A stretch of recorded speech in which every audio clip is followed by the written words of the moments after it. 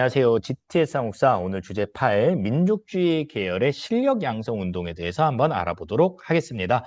시기는 1920년대고요. 우리의 저항 중에서 국내에서 있었던 일을 중에서 첫 번째를 살펴보는 시간입니다.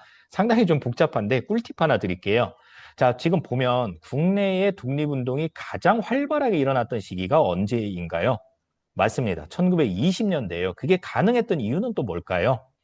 맞습니다. 일본이 이른바 문화 통치를 내세우면서 어느 정도 좀 공간을 열어줬기 때문이에요. 그러니까 우리가 합법적으로 뭔가 활동할 수 있는 여지가 있었던 시기가 1920년대였기 때문에 이렇게 많은 독립운동 또는 민족운동이 전개될 수 있었다라는 얘기예요. 따라서 이게 이제 어떻게 꿀팁이 되느냐. 국내에서 어떤 독립운동이 일어났다? 거의 높은 확률로 1920년대에 걸린다라는 거를 기억하면 좋겠습니다.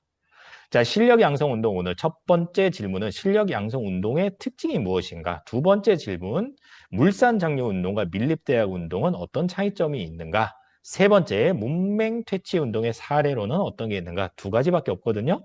간단하니까 그렇게 어렵지는 않을 겁니다. 개화기 때 운동의 방향이 두 개가 있었죠. 먼저 힘을 기르고 나중에 일본을 물리치자. 애국계몽 운동이고요. 두 번째로 일단은 우리가 맞짱을 뜨자. 의병 운동인데 이 의병 운동 같은 경우는 일제강점기의 무장투쟁으로 계승이 됩니다. 그리고 애국계몽 운동은 바로 오늘 우리가 살펴보게 될 실력 양성 운동으로 승계가 되게 되는 거죠. 자, 실력 양성 운동 키워드 한 가지 짚고 갈게요. 1920년대에 주로 있었던 운동이고요. 국내에서 있었던 일이고요. 그리고 민족주의 계열이 주로 주도했다. 민족주의 계열과 대비되는 개념이 사회주의 계열이거든요. 민족주의 계열은 일단은 우리 민족의 힘, 민족의 힘을 기르고 민족끼리 단결하자라는 이제 지향점을 가진 그런 사람들을 말을 하는 거고요. 사회주의 계열은요, 계급론이죠. 그러니까 한마디로 노동자들끼리 뭉쳐야 된다. 국적보다는 이 계급, 노동자라는 계급이 더 중요하다. 계급을 해방시켜야 된다라고 생각을 했던 사람들이 사회주의 계열이라고 보면 되겠습니다. 오늘 우리가 살펴보게 될 이 실력 양성 운동은 민족주의 계열의 운동이었다라고 생각을 하면 되고요. 크게 세 덩어리가 있습니다. 물산장려 운동, 밀립대학 설립 운동, 문맹 퇴치 운동. 뭐 제목 안에 이미 그 내용이 다 들어가 있을 거예요. 자, 물산장려 운동 한번 보겠습니다. 배경 1920년에 회사령이 폐지가 되면서 이제는 신고를 통해서 누구나 회사를 세울 수 있게 됩니다. 그래서 이제 우리나라 민족 기업들도 이때 많이 생겨나요. 뭐 대표적인 게 평양 메리아스. 메리아스 알아요, 여러분? 런닝이라 그러나 요새는 난닝구? 네, 뭐 그런 것들. 뭐 고무신 회사도 많이 생기고요. 근데 더 많은 일본 회사들이 우리나라에 진출하게 되기도 합니다. 설상가상으로 1923년도에 일본 상품에 대한 관세가 폐지됩니다. 여러분 요새는 이제 관세에 대해서 워낙 언론에서 많이 나오니까 더 이상 설명 안 할게요. 네. 폐지가 되면서 일본 자본 침투가 심화되고 반대급부로 우리나라 민족 기업들은 굉장히 큰 타격을 받게 된다라는 거예요. 그래서 평양의 민족주의자인 조만식이 앞장서서 내 살림, 내 것으로 우리 손으로 우리 것을 사자라는 이제 구호를 외치면서 토산품 애용을 강조하게 됩니다. 토산품은 좀 쉬운 말로 바꾸면 국산품이라고 생각을 하면 되겠습니다. 여러분이 이 당시에 사람이라면은 요 물산장려 운동에 참여를 하시겠습니까? 선생님 할 것 같아요. 그냥 국산품 하나 사는 거 어렵지 않잖아요. 네, 그래서 많은 사람들이 참여를 하기도 했었다. 근데 문제가 생겼어요.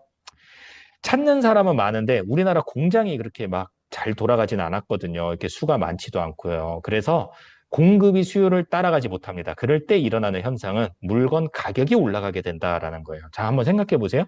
물건의 가격이 올라간다라는 것은 누가 이득을 본다는 거죠? 맞아요. 사장님들, 자본가들이 이득을 본다라는 거예요. 그러면서 이 문제를 사회주의자들이 상당히 비판을 합니다. 야, 니네 실력 양성 운동 중에 이 물산장려 운동 말이야. 뭐 겉으로는 뭐 우리 민족운동이라고 했지만 사실은 니네 자본가들 배부리려고 하는 뭐 그런 운동 아니었어? 라면서 상당히 비판을 하기도 했었다라는 겁니다. 자, 두 번째로 밀립대학 설립 운동을 한번 살펴볼게요.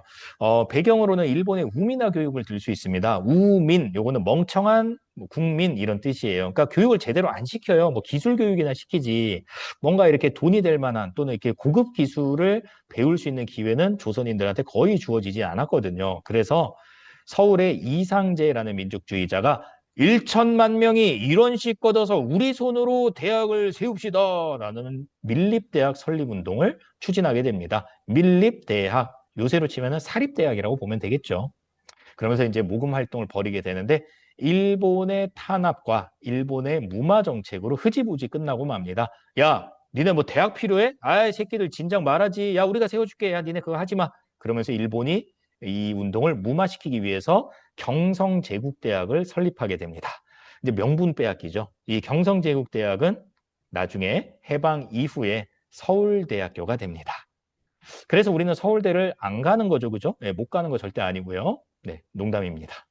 자, 문맹 퇴치 운동 한번 볼게요. 자, 문맹. 문맹 뭔지 알죠? 글자 모르는 사람들이 너무 많았던 거예요. 문맹률이 너무 높아. 그래가지고 문자 보급 운동과 나루드 운동이 펼쳐지게 됩니다. 다 어떤 거냐면은 방학을 이용해서 학생들이 시골로 내려가가지고 그때 당시에는 농촌에 대다수의 사람들이 살고 있었기 때문에 이 농민들을 상대로 글자를 가르쳐주는 이제 그런 운동이라고 보면 되겠습니다. 주로 이 언론사 중심으로 전개가 됐는데요. 문자 보급 운동 같은 경우는 조선일보가 주도를 했고요. 나루드 운동 같은 경우는 동아일보가 주도를 했습니다. 참고로 나루드는 러시아 말이에요. 민중 속으로라는 뜻입니다.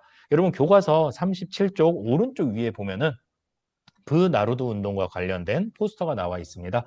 이것도 꽤 수능이나 뭐 모의고사에서 자주 나왔던 그런 자료입니다. 자, 결론 갑니다. 결론. 물산 장려운동, 밀립대학 설립운동, 문맹퇴치운동 모두 다 일제의 방해로 성과가 크게 없었습니다. 그랬더니 민족주의 계열이 분열하고 동요하기 시작합니다. 여러분 한번 생각해 보세요. 수능 한번 봤어요. 망했어요. 재수했어요. 재수했는데 또 망했어요. 자, 그런데 삼수했어요. 삼수했는데 또 망했어. 그러면은 에이씨, 안 해. 좀 이런 생각 들지 않습니까? 민족주의 세력도 그런 생각을 갖게 된 거죠. 그래서 자치운동을 주장하는 타협론자들이 등장하게 됩니다. 자치운동이라는 건 뭐냐면요. 일본이 허용하는 범위 내에서 우리가 뭔가 운동을 해보자 라는 거죠. 일종의 타협 정책이라고 볼 수 있겠죠. 이게 어떤 문제가 있냐면 일본이 허용하는 범위 내에서만 활동을 한다라는 거는 결국 일본의 지배를 인정하고 들어가는 거 아니겠습니까? 네, 그래서 우리는 절대로 타협할 수 없다라는 그 반대측 세력이 있었는데 우리는 절대 일본이랑 협조하지 않을 거야, 타협하지 않을 거야 라는 세력을 비타협적 민족주의 계열이라고 부릅니다.